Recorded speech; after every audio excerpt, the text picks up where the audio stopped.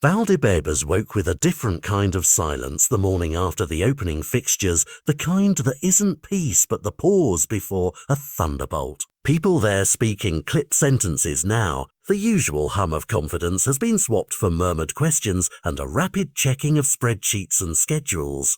The immediate cause is plain. Real Madrid Femenino left the pitch with 1 point where ambition demanded 3, salvaging a 2-2 draw against newly promoted Ducks Logroño.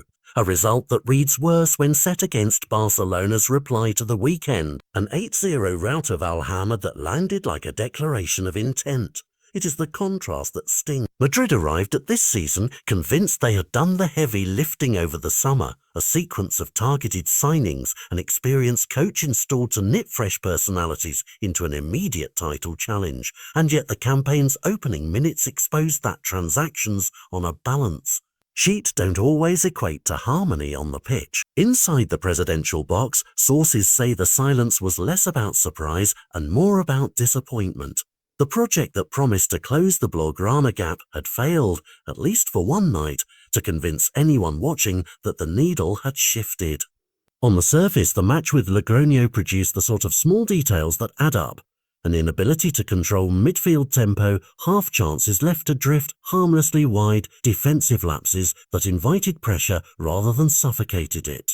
In an era when marginal edges decide titles, those margins were missing. The stat line, 2 goals from Madrid, 2 conceded, tells part of the story. The fuller picture is of a team that struggled to translate pre-season promise into coordinated attack, that traded energy for structure and stumbled through phases where control should have been non-negotiable.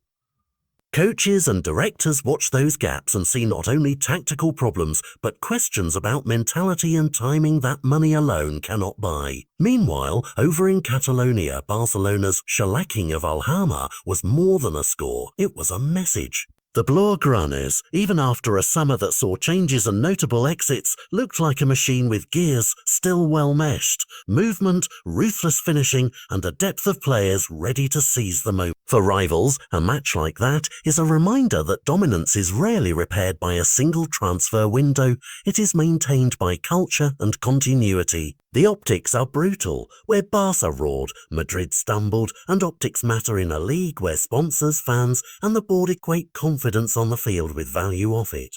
This is why the reaction at the top feels so grave. Florentino is a president who measures projects by results and whose appetite for reputational risk is famously small.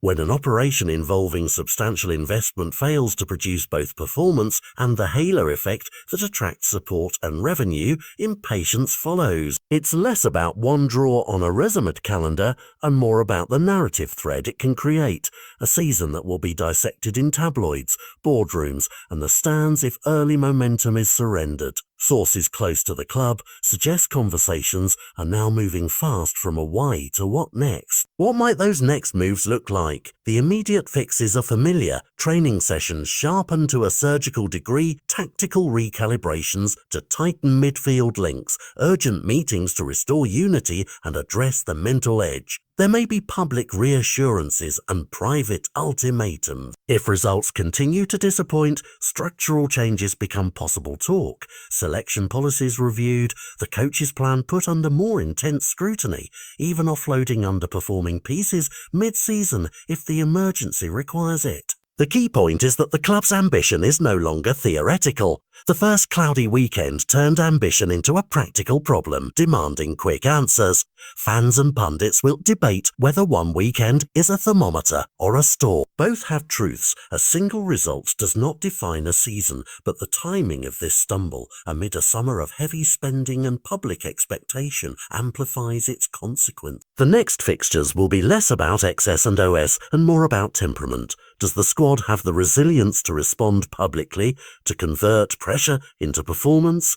In football, as in institutions, the manner of recovery often says more than the raw result. Valdebebas is no stranger to rapid fixes, but it is also a place where reputations are crafted carefully and ruthlessly. The board wants a trajectory that moves upward, and the president wants a team that reflects the club's stature. For now, the alarm has been sounded. Madrid's women must answer, not just to silence critics, but to prove that the summer's promise was not just a headline, but the first line of a campaign built to win.